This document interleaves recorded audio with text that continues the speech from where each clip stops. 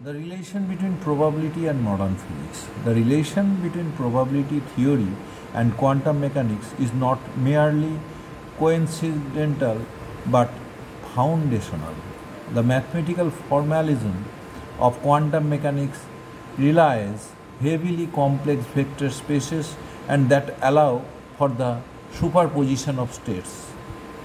In this framework, the square of the amplitude of wave function denoted as psi x mod psi x square gives the probability density of finding a particle at position x.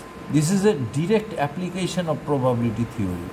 There is a certain probability of finding the particle at a given location and the overall pattern is called a probability distribution. Some examples. Probability amplitudes. In quantum mechanics, the probability that a particle will arrive at a certain point can be represented by a probability amplitude, which is a complex number. Heisenberg uncertainty principle. The uncertainty in position and momentum are related by Heisenberg's uncertainty principle. That also represents to us the application of probability in that principle.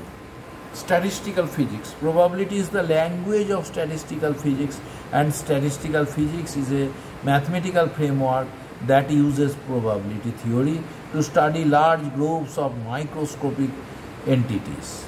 Nuclear decay. The probability that an unstable nucleus will decay in a given time interval is called decay probability. This probability is same for all atoms of same elements, but different elements have different decay probabilities. Nuclear decay is a purely statistical process. And this is the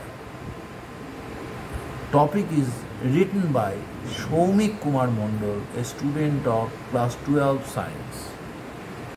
আমরা খাবার ও জল ছাড়াও 2 থেকে 3 দিন বাঁচতে পারবো, কিন্তু যেটা ছাড়া আমরা 5 সেকেন্ডও বাঁচতে পারবো না সেটি হলো অক্সিজেন। আমরা যারা পৃথিবীতে আছি তারা তো গাছেদের মাধ্যমে অক্সিজেন পেয়ে যায়, কিন্তু যারা মহাকাশে যাত্রা করেন তারা কিভাবে অক্সিজেন পান, আজ এই বিষয়েই আলোচনা করব। যে পদ্ধতিগুলোর মাধ্যমে মহাকাশে অক্সিজেন সরবরাহ অব্যাহত থাকে সেগুলি হলো: 1 নম্বর অক্সিজেন ট্যাঙ্কস, 2 নম্বর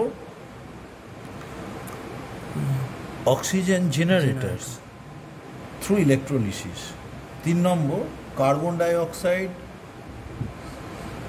স্ক্রাবার্স CO2 removal, 4 number space suits self content oxygen. Oxygen generators. 1 number মহাকাশচারীরা ইলেকট্রোলিসিস অফ ওয়াটার পদ্ধতি অবলম্বন করে অক্সিজেন পান। প্রথমে জলে কিছু সামান্য পরিমাণ ইলেকট্রোলাইট মেশানো হয়, তারপর এই ইলেকট্রোলাইট মিশ্রিত জলকে ইলেকট্রোলিসিস ইউনিটে প্রবেশ করানো হয়। সেখানে মিশ্রিত জল বিদ্যুৎ প্রবাহের মাধ্যমে বিশ্লিষ্ট করে অক্সিজেন ও হাইড্রোজেন উৎপন্ন করে। H2 গ্যাসকে ওভারবোর্ড ডাম্প ভ্যালু অথবা হাইড্রোজেন ভেন্ট ভ্যালু এর মাধ্যমে মহাকাশে নির্গত করা হয় অথবা সঞ্চয় করা হয় লিকুইড হাইড্রোজেন স্টোরেজ হিসেবে।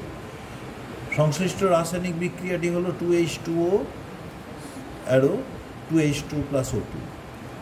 Carbon dioxide scrubbers CO2 removal.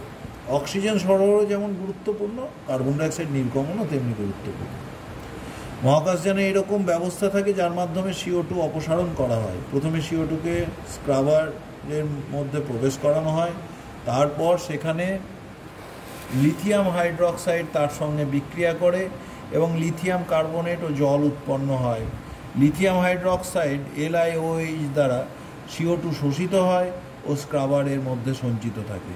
2 LiOH + CO2 = Li2CO3 + H2O। সংশ্লিষ্ট বিক্রিয়াটি এইরকম।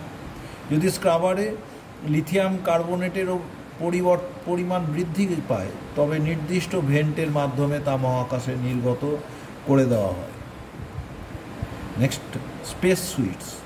মহাকাশচারীদের স্পেস সুইটে নিজস্ব অক্সিজেন সরবরাহ ব্যবস্থা থাকে।